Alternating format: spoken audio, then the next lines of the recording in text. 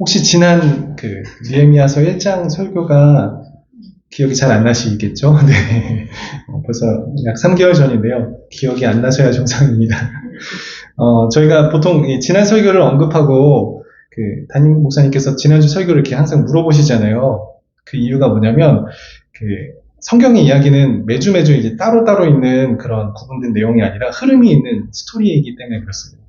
그러니까 흐름이 있는 이야기의 메시지는 같은 내용이어도 그 앞에 내용에 따라서 의미가 달라질 수 있기 때문에 저희가 그런 지난 이야기를 언급하면서 오늘의 본문 이야기를 이어가는 것입니다. 그렇게 지난 느헤미야서 1장 내용을 좀 간단하게 돌아보고 오늘 말씀을 좀 나누기를 원합니다. 느헤미야서가 이스라엘이 멸망한 이후에 포로 시대에 포로 귀환을 하던 가운데 쓰여진 성경이라고 했었습니다. 그러다가 느헤미야서 1장에서는 느헤미야가 이스라엘 성벽이 무너졌다라는 그 소식을 듣고 또 그곳에 백성들이 큰 환난 가운데 있다라는 소식을 듣고서는 정말 슬퍼하며 하나님께 기도하는 그런 장면이 있었습니다. 그렇게 기도하던 느헤미야는 그때에 자신이 왕의 술 가던 자리, 그러니까 그때 그 자리에 자신이 앉은 것이 우연이 아니라 하나님의 주권이라는 것을 깨닫고는 자신의 사명을 발견합니다. 그 사명이 무엇이냐면 바로 성벽 재건의 그런 사명이었습니다. 그래서 느헤미야가 하나님께 자신이 아닥사스다 왕 앞에서 은혜를 입게 해달라고 기도한 내용이 바로 1장의 내용이었습니다. 이제 오늘 본문 2장에 와서는 느헤미야가 그렇게 하나님께 기도했던 것에 대해서 실제적으로 하나님께 응답받는 그런 내용이 전개가 됩니다. 먼저 오늘 본문의 1절에서 보시면 아닥사스다 왕 제20년 니산월이라고 이렇게 등장을 하는데요. 1장에서 아닥사스다 왕 20년 기스루월이었거든요. 그래서 오늘 니산월은 약 한 4개월 정도가 지난 시간이라고 보시면 됩니다. 느헤미야가 하나님께 기도드리고 나서 벌써 이제 4개월이 지난 것입니다. 일단 여기서 한 가지 궁금한 것이 뭐냐면 느헤미야가 왕의 술관원이었다라고 말씀드렸잖아요. 술관원이면 그러니까 왕이 술을 마실 때마다 어떻게 보면 술을 드리는 그의 곁에 있어야 되는 사람인데 왜 진작 왕에게 이런 이야기를 드리지 않고 4개월을 그냥 지나쳤냐 하는 것입니다. 일단 이에 대해서 추측해 볼 수 있는 것이 뭐냐면 당시에 이제 술관원이 느헤미야 한 명만 있었던 것이 아니라 좀 여러 명의 술관원이 있었는데 그 순번에 따라서 이제 4개월이 지나서 느헤미야 차례가 되었다라고 볼 수도 있고요. 그게 아니라면 당시 이제 바벨론엔 4개의 왕궁이 있었대요. 근데 계절마다 이제 왕은 궁을 옮겨 다녔는데 수상궁은 왕이 겨울에 이제 거하는 궁이었고 느헤미야가 이 수상궁에서 이제 술관원을 했기 때문에 이 아닥사스다 왕이 수상궁에 온 이 4개월 후에나 왕을 볼 수 있게 되었다라고 볼 수도 있는 것입니다. 어찌됐든 중요한 건 이러한 이유로 인해서 느헤미야가 1장에서 하나님께 기도드린 지 4개월이 지나서 오늘 본문이 시작이 되는 것입니다. 자, 그런데 오늘 본문에서 한 가지 사건이 벌어지죠. 그것이 무엇이었냐면 왕이 느헤미야의 얼굴에 있는 수심을 본 것입니다. 2절에 왕이 이렇게 묻죠. 네가 병이 없거늘 어찌하여 얼굴에 수심이 있느냐? 이는 필연 내 마음에 근심이 있음이로다 하더라. 이 말을 듣고 느헤미야가 어떻게 반응하죠? 크게 두려워합니다. 2절 이제 하반절에 내가 그때에 내가 크게 두려워하여 라고 나와 있는데요. 언어로 보면 이 부분이 이제 강조까지 되어 있어서 매우 크게 두려워하였다라고 이제 볼 수 있거든요. 느헤미야가 왜 이렇게 두려워했을까요? 일단 당시 시대를 우리가 생각해 보면 이제 왕 앞에서 슬픈 기색을 보이는 것만으로도 그것은 금기되어 있던 시대였습니다. 더욱이 이제 술관원은 이제 왕이 마시는 술을 드리는 신하이기 때문에 어떻게 보면 왕을 독살할 계획을 세우기 매우 용이한 위치였습니다. 그러니까 그런 술관원이 이런 슬픈 기색을 보였다면 그런 계획을 세우고 있는 것으로 오해받기 너무 쉬웠겠죠. 그러니까 슬픈 기색을 보인 것만으로도 어떤 이유를 불문하고 당장에 죽을 수 있는 이유라는 것입니다. 그러니까 느헤미야도 그런 분위기를 잘 알고 있었기 때문에 왕이 그 말을 듣고 내가 이제 죽는 건가? 하고 매우 크게 두려워하였을 것입니다. 자, 이와 같은 상황 속에서 느헤미야는 자신의 이제 얼굴에 수심이 가득하게 된 이유를 왕에게 솔직하게 이야기를 합니다. 자신의 조상들의 묘실이 있는 성읍이 황폐였고 성문이 불탔는데 어찌 근심하지 않을 수 있겠느냐라고 답을 하죠. 자, 그런데 여기서 아닥사스다 왕의 좀 의외의 답이 나옵니다. 아닥사스다 왕이 느헤미야에게 이렇게 묻죠. 그러면 네가 무엇을 원하느냐? 여러분, 이렇게 묻는다는 게 어떤 의미일까요? 그것은 무언가 들어줄 수도 있다라는 어떤 그런 뉘앙스, 조금의 긍정적인 의미가 담겨져 있는 질문입니다. 근데 사실 이건 정말 의외의 반응입니다. 당시에 한 지배국의 왕이 속국, 포로로 있는, 물론 신하이긴 하지만 그가 자신의 조국의 성이 무너져서 슬퍼한다고 해서 그에게 네가 무엇을 원하느냐라고 묻는 것은 사실상 결코 있을 수 없을 만한 그런 반응이었다는 것입니다. 어떤 면에서는 참 느헤미야가 왕의 그런 두터운 신뢰를 받고 있었구나라는 생각이 듭니다. 아마 타국에서의 삶이었지만 왕에게 신뢰받을 만큼 그런 최선의 삶을 살았던 느헤미야였을 거라고 생각이 듭니다. 자, 그러자 느헤미야는 하나님께 묵도하죠. 그리고 왕에게 유다 땅으로 돌아가서 성을 건축할 수 있게 해달라고 요청을 합니다. 그리고 왕이 이렇게 묻죠. 네가 몇 날에 다녀올 길이며 어느 때에 돌아오겠느냐라고 묻는데 이제는 이 말은 거의 이제 허락이랑 다른 바 없는 그런 질문이었습니다. 그러자 이제 느헤미야는 기한을 이제 정하는데 거기서 끝이 아니라 더 과감하게 한 발짝 더 나아가 왕에게 몇 가지 요청을 합니다. 7절과 8절에 보면 강 서쪽 총독들에게 조서를 내려서 자기가 유다에 들어가기까지 통과할 수 있게 해달라고, 그리고 또 왕의 산림 감독 아삽에게 조서를 내리셔서 성 건축에 필요한 나무를 이제 달라는 요청을 합니다. 그리고 아닥사스다 왕은 느헤미야의 요청을 이제 허락을 합니다. 이것이 오늘 이제 본문의 내용입니다. 오늘 본문은 우리에게 무엇을 말씀하고 있을까요?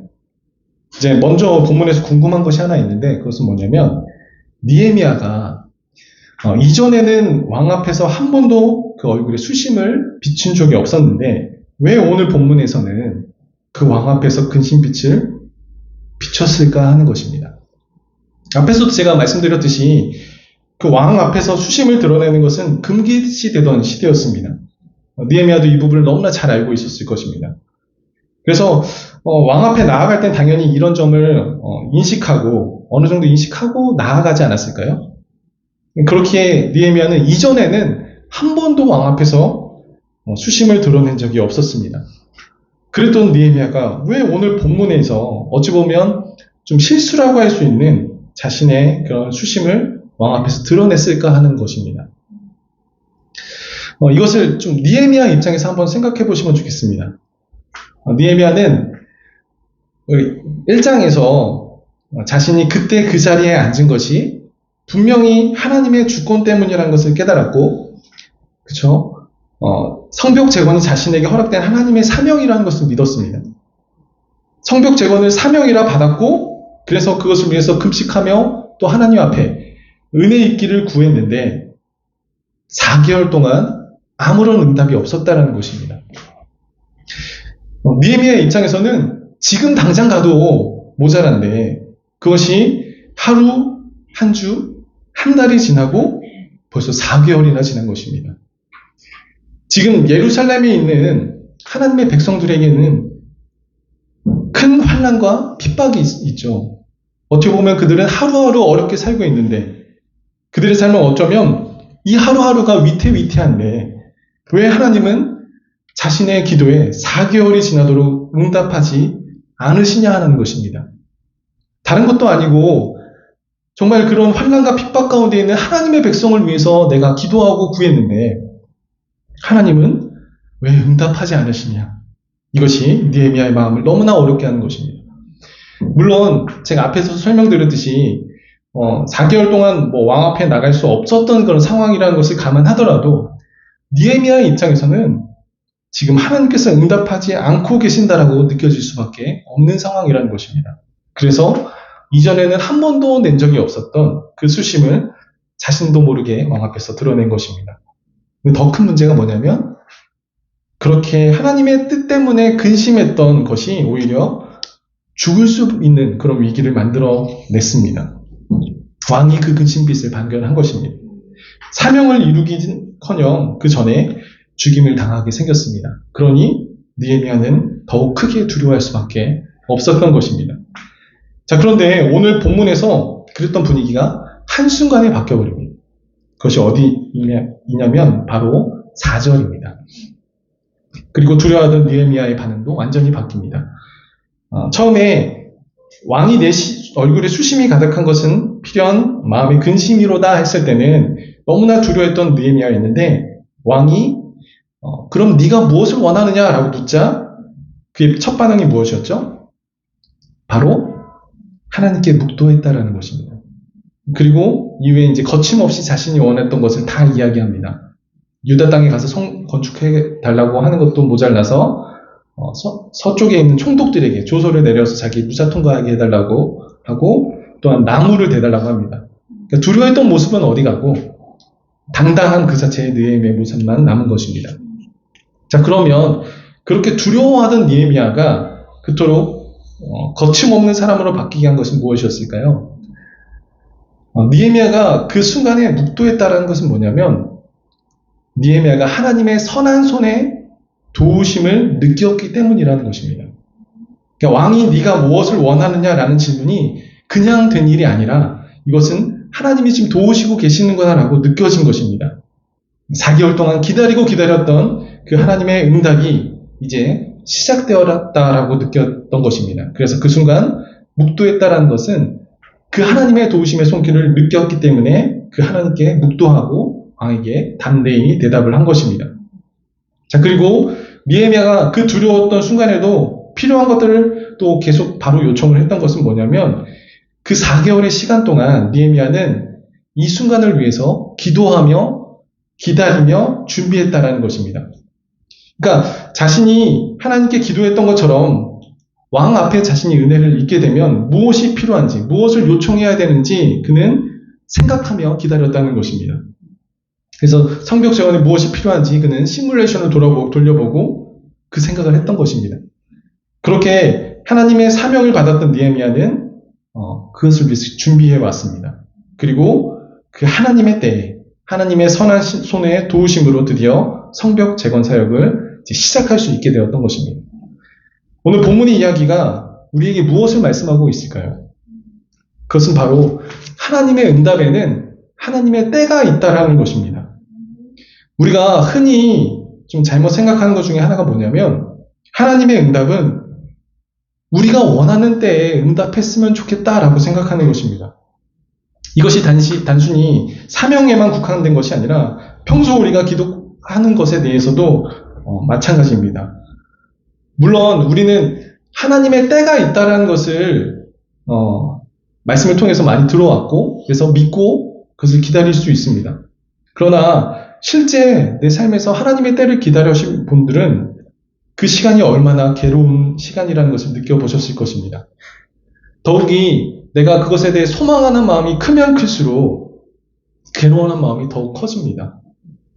오늘 어쩌면 느헤미야처럼 그가 수심을 가지면 안 되는 것을 알면서도 그 스스로는 도저히 어찌할 수 없을 그 수심이 보여질 만큼 하나님의 때를 기다리는 그 시간은 너무나 괴롭다라는 것입니다. 언제인지 알 수도 없는 기약도 없이 기다리다 보면 우리는 지치고 또 포기하거나 응답하지 않으신다라고 생각할 수 있습니다. 그러면 우리는 그 시간을 그 하나님의 때를 어떻게 기다려야 할까요? 오늘 본문이 느헤미야가 그렇게 기다린 과정을 다 말씀해주고 있지 않지만 오늘 느헤미야의 반응을 통해서 엿볼 수 있는 것이 있습니다. 느헤미야도 물론 그 4개월의 시간을 괴로워했던 것은 맞습니다. 그래서 자신의 그 수심이 드러난 것을 들켜서 두려워했지만 그의 반응을 보면 그가 이 4개월의 시간을 어떻게 보냈을까 우리는 알 수 있다는 것입니다. 왕이 네가 무엇을 원하느냐라고 묻자 느헤미야가 그 순간 묵도했다는 것은 무엇을 말해주고 있을까요? 아까 방금 말씀드렸듯이 그것이 하나님의 응답이라는 것을 그 찰나의 순간에 깨달았다는 것입니다. 근데 그것이 무엇을 의미하냐면 그는 하나님의 응답을 계속해서 기다리고 있었던 자의 반응이라는 것입니다. 그러니까 하나님의 응답을 기다렸지 않는 사람은 만약에 그 왕의 질문을 받았을 때 어떻게 반응했을까요? 좀 어리둥절하고 왕이 왜 이렇게 물었을까? 왕의 의중이 뭐지? 그냥 이런 고민만 했을 것이지 묵도하기보다는 그 질문에 대한 그냥 답을 했을 것입니다. 근데 그 두려운 순간에도 묵도했다는 건 뭐냐면 이것이 하나님의 응답이구나 라고 느꼈다는 것입니다. 그것은 그 응답을 계속해서 기다린 자의 반응이라는 것입니다. 여러분, 하나님의 응답을 계속해서 기다렸다는 것은 다른 말로 하나님을 신뢰했다라는 의미이기도 합니다. 느헤미야는 하나님께서 반드시 응답하실 것을 믿었습니다. 자신이 원하는 때에 응답하시지 않을지라도 자신에게 사명을 주신 분이 하나님이시라면 그 사명을 이루실 분도 하나님이시다라고 믿은 것입니다. 그리고 그 이후에 이제 느헤미야의 반응 역시 하나님을 신뢰했던 자의 모습을 보여주고 있습니다. 느헤미야는 4개월을 허투루 보내지 않았습니다. 예루살렘에 돌아가기 위해서 성벽을 재건하기 위해서 무엇이 필요한지 고민하고 알아보며 준비했습니다. 그러니까 왕에게 예루살렘에 성벽을 건축하게 해달라고 요청하면서 그곳에 가기 위해서 필요한 것이 바로 총독들에게 통과할 수 있는 조서가 필요하다는 것을 알았습니다. 그래서 왕에게 그것을 요청했습니다. 성벽 재건에 필요한 나무 역시 왕의 허락이 필요하다는 것을 그가 알았습니다. 그래서 그런 준비를 한 것은 하나님을 신뢰했기 때문에 할 수 있는 반응이라는 것입니다. 우리의 삶에 하나님은 왜 우리의 기도에 즉시 응답하지 않으실까요? 혹은 우리가 원하는 때에 하나님 응답하지 않으실까요? 그것은 물론 상황마다 다 다를 수 있고 우리는 사실은 하나님이 왜 그러신지 다 알 수 없습니다. 중요한 게 뭐냐면 그럼에도 불구하고 우리는 하나님이 선하신 분이심을 믿어야 한다는 것입니다. 그리고 또한 그 하나님은 결코 실수하지 않으신다는 것을 신뢰해야 된다는 것입니다. 우리가 하나님의 때를 기다리는 동안 우리가 할 수 있는 일, 우리가 해야 될 일은 무엇이냐면 바로 하나님을 신뢰하는 것부터 시작해야 한다는 것입니다. 물론 제가 앞에서 계속 말씀드렸듯이 하나님을 신뢰한다고 해도 마음이 어려워지는 것은 느헤미야의 모습처럼 우리 마음대로 잘 되지 않을 것입니다. 느헤미야는 4개월을 기다렸습니다. 근데 실제 우리가 하나님의 때를 기다렸다 보면 4개월보다 더 긴 시간을 기다려야 될 때도 있습니다. 그러다 보면 어느 순간 너무나 힘들어져 있는 제 자신을 보게 될 때도 있습니다. 그럴 때 우리는 어떻게 그 하나님의 때를 기다려야 할까요? 좀 이와 관련해서 제 개인적인 간증을 좀 잠깐 나누었으면 좋겠습니다. 제가 전에 이제 사역하던 곳에서 제가 결혼하기 전이었는데요. 한 번은 사역이 좀 너무 이제 힘들고 또 제가 원하는 사역의 방향과 너무 달라서 하나님께 사역지를 옮길 것을 놓고 한참 기도한 적이 있었습니다. 근데 아무리 기도를 해도 왠지 하나님이 허락하지 않으시는 것 같은 겁니다. 그래서 몇 주를 기도를 했는데 제 안에 좀 분한 마음이 드는 거예요. 자다가 깨어서 하나님 도대체 왜 못 옮기게 하십니까? 이렇게 따졌어요, 하나님께. 제가 사역을 안 한 것도 아니고 제가 하나님께서 저에게 주신 사명과 그 비전과 좀 뭔가 다른데 그래서 사역지를 옮겨달라고 기도했는데 하나님 왜 막으세요? 그렇게 기도하는데 그때 그 순간 제 머릿속으로 평소 이렇게 묵상했던 말씀도 아니고 한 말씀이 저 머릿속에 훅 지나갔었습니다. 그 어떤 말씀이었냐면 야곱이 라헬을 위해 7년 동안 라반을 섬겼으나 7년은 며칠같이 여겼더라 라는 구절이었습니다.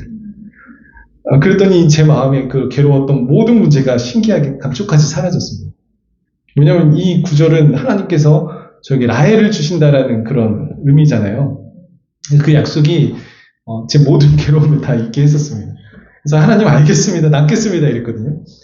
근데 이제 그 괴로웠던 마음이 사라진 것도 오래 가지 않았던 것 같습니다.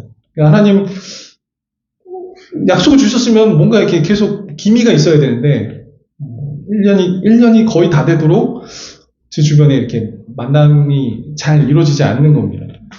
또 사역은 사역대로 힘들지. 그러니까 하나님 때는 기다려도 오지 않지.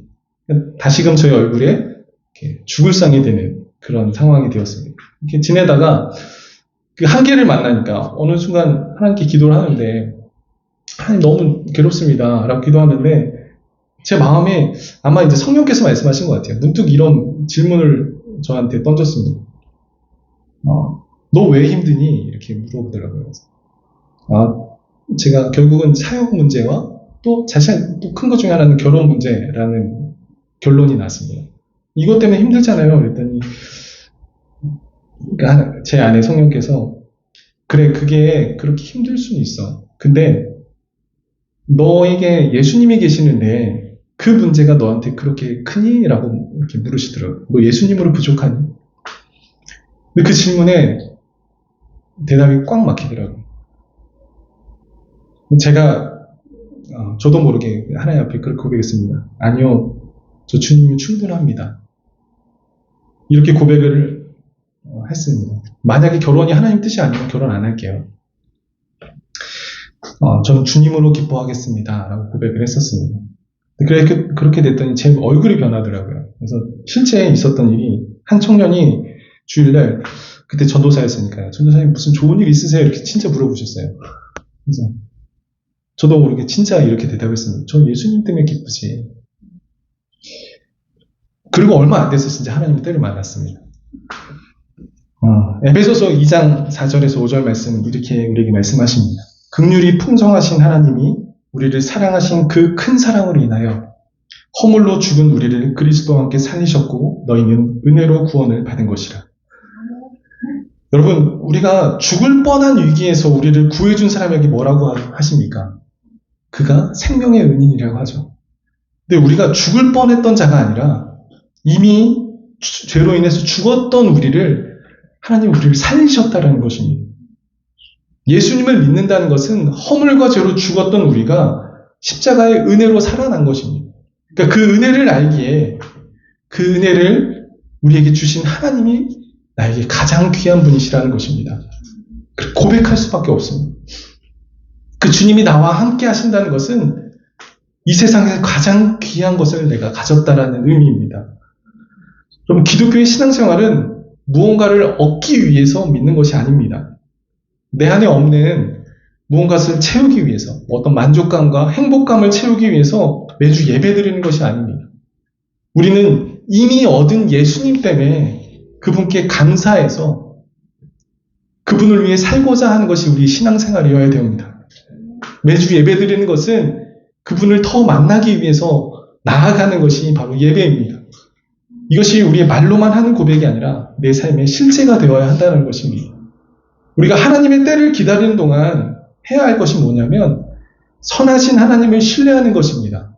그리고 또한 언제일지 모를 그 하나님의 때에 주목하는 것이 아니라 반드시 선하게 응답하실 그 하나님을 주목하는 것이 우리에게 너무나 필요한 것입니다. 그리고 또 한 가지, 우리는 하나님의 응답하실 때를 기다릴 때 우리가 하나님을 신뢰하기 때문에 우리가 해야 할 것이 있습니다. 정말 하나님이 응답하시면 나는 무엇을 어떻게 해야 할까? 그것에 대한 준비가 되어 있어야 한다는 것입니다.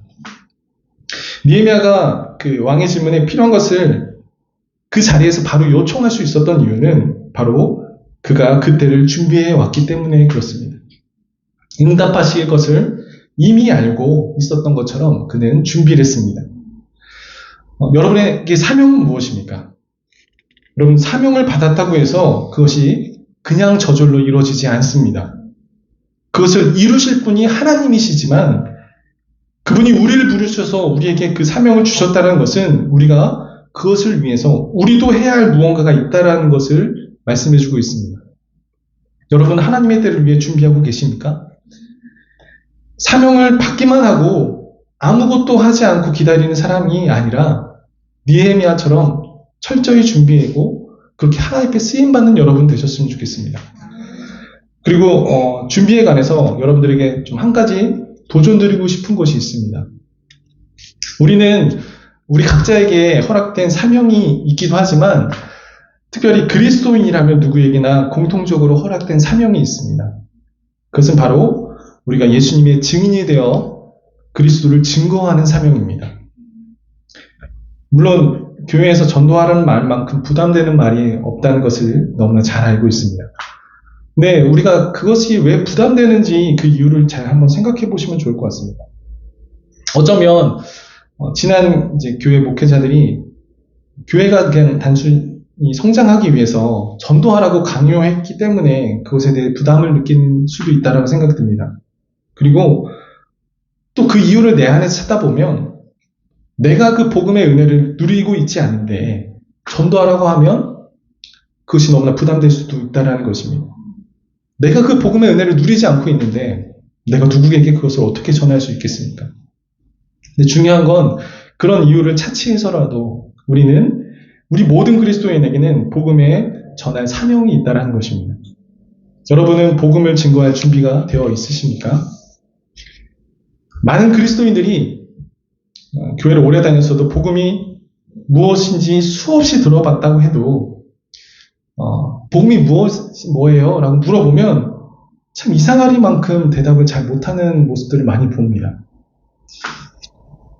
부끄럽지만 저 역시 그랬습니다. 제가 예전에 교회 전도사 면접 볼 때 면접 질문 중에 복음이 뭔지 설명해달라고 했는데 제 딴에는 이게 복음입니다 라고 설명을 했는데 돌아보면 참 장황하게 설명은 했지만 자신 없게 얘기했던 제 모습이 생각이 났습니다. 우리가 보통 안다라고 하는 것을 우리가 어떻게 좀 잘못 생각하냐면 한번 들어본 것을 안다라고 이야기할 때가 많습니다. 근데 요즘에 교육 전문가들도 이렇게 말하거든요. 내가 설명할 수 있는 것, 내가 누군가에게 가르쳐 줄 수 있는 것이 진짜 아는 것이다 라는 얘기를 합니다. 여러분 진짜 복음을 아십니까? 우리가 교회 다니시라고 전도는 할지 몰라도 그러니까 왜 교회에 나오는 것이 그에게 진짜 유익한지 잘 설명하지 못합니다. 왜 교회 다녀야 되는데? 라는 질문에 예수님 믿는 것이 얼마나 복된 일인지 설명할 수 있어야 됩니다. 그러니까 복음이란 단어, 한마디로 복된 소식, 기쁜 소식입니다. 그 복음이 왜 정말 상대방에게 기쁜 소식인지 이야기해 줄 수 있어야 된다는 것입니다. 더욱이 내가 사랑하는 가족이나 친구가 아직 예수님을 믿지 않고 있다면 그들에게 이 기쁜 소식을 당연히 전해야 되지 않겠습니까? 예수님께서 승천하시면서 성령이 너에게 임하시면 너희가 권능을 받고 예루살렘과 온 유대와 사마리아와 땅 끝까지 이르러 내 증인이 될지라 라고 말씀하셨는데 성령을 입은 우리는 왜 그 증인된 삶을 살지 못하고 있을까요? 저는 아마도 두 가지 이유 때문이라고 생각됩니다. 그것은 전도가 내 사명이라고 인지하지 못하는 것 혹은 그것에 대한 준비가 되어 있지 않기 때문이라고 생각됩니다. 물론 전도 안 한다고 지옥 가는 거 아닙니다. 전도하지 않는 사람을 어떤 정죄하려고 이 말씀을 드리는 것도 아닙니다. 다만 우리가 그리스도를 통해 받은 그 구원의 은혜를 진짜 경험한 사람이라면 자연스럽게 그 은혜를 전하는 사명을 깨달아야 한다는 것입니다. 물론 이것도 하나님의 때가 있는 줄 믿습니다. 근데 그걸 아시나요? 혹시 보통 모태신앙의 사람들보다 뒤늦게 예수님을 믿은 사람이 더 열심히 전도를 합니다. 구원의 은혜는 내 평생을 다해도 받을 수 없는 사실 내 모든 것보다 더 귀한 것이 복음인데 교회 안에 평생 있었던 사람은 그냥 그것이 너무나 당연한 것처럼 여기며 그 귀한 것을 알지 못하기 때문입니다. 그러나 여러분 모태신앙이라고 다 그렇지 않습니다. 모태신앙도 진짜 복음을 경험하면 그분도 변합니다. 단지 제가 교회를 위해서 전도하십시오 라고 말씀드리는 것이 아닙니다. 여러분 복음을 전한다는 것은 남을 위해서도 있지만 사실은 그것이 나 자신에게 더욱 유익하다는 것을 깨달으셨으면 좋겠습니다. 복음을 보신 분은 이 사실을 너무나 잘 아십니다. 복음을 전하면 전할수록 그 복음을 전한 사람이 더 복음을 누리며 살아갑니다. 이것은 제 간증이기도 합니다. 사실 저는 사역자가 되고 나서도 전도는 전도 은사가 있는 사람이 하는 거야 라고 생각하며 나같이 내성적인 사람은 잘 할 수 없어 라고 생각하며 살았습니다. 근데 제가 어쩔 수 없이 전도사니까 하다 보니까 왜 복음을 전하라고 교회에서 그렇게 강조하는지 알겠더라고요. 제가 복음으로 다시 살아나는 것을 경험을 했습니다. 특별히 여러분 우리 교회 비전이 무엇인지 아시죠? 말씀에 순종해서 여호수아 세대를 세워가는 것입니다. 근데 그것을 어떻게 이뤄갈 수 있습니까? 그러한 사람들을 불러 모아야 하지 않겠습니까? 여러분이 그 일 가운데 준비되셨으면 좋겠습니다. 복음을 전하는 일 앞에 여러분이 준비되셨으면 좋겠습니다. 여러분, 우리는 하나님의 때가 있다는 것을 믿습니다. 언젠가 하나님께서 우리 교회를 통해서 이 땅에 여호수아 세대와 같은 하나님의 세대를 일으킬 줄 믿습니다. 그러나 그 시간을 우리는 하나님을 신뢰하며 기다려야 합니다. 그리고 그때를 기다리는 것보다 더 중요한 것은 그것에 응답하실 하나님을 우리는 주목해야 한다는 것입니다. 그리고 우리는 그 시간 동안 그때를 기다리며 준비할 줄 아는 사람이 되어야 할 줄 믿습니다.